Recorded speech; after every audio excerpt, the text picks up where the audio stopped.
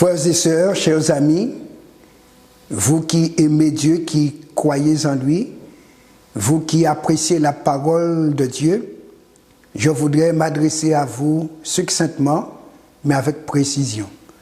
Premièrement, pour souhaiter nos sincères condoléances à toutes les personnes qui ont été touchées par un décès de leurs proches.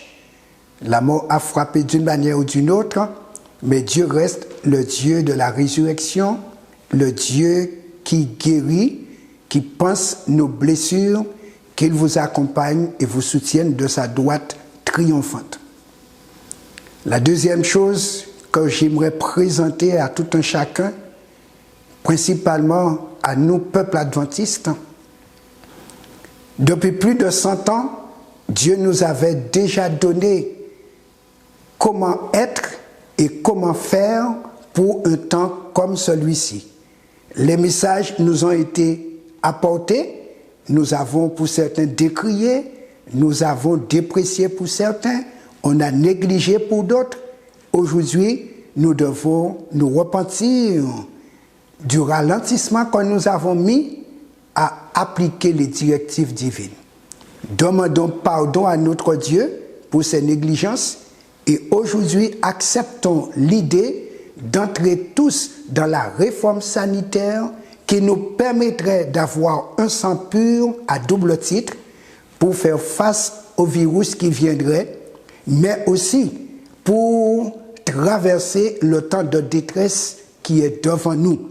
Dieu veut des champions. Je vous recommande de lire le livre Ministère de la guérison et conseils sur la nutrition pour nous harmoniser sur la pensée divine. Troisième chose, Apocalypse 12, 17 nous dit que le dragon sera irrité contre l'Église et il ira faire la guerre à ceux qui gardent les commandements de Dieu et qui ont le témoignage de Jésus. Nous sommes dans une crise sanitaire, mais la crise salutaire vient. Il nous faut nous préparer à nous en sortir de la crise sanitaire ou traverser la crise sanitaire, mais faire face à la crise salutaire.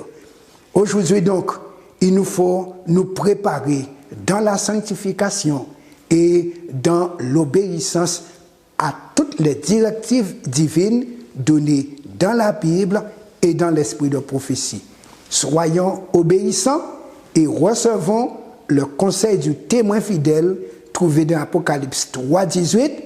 Je te conseille d'acheter de moi de l'or éprouvé par le feu, afin que tu sois riche, des vêtements blancs pour que tu sois vêtu et que la honte de ta nudité ne paraisse pas, et un collier pour oindre tes yeux, afin que tu vois.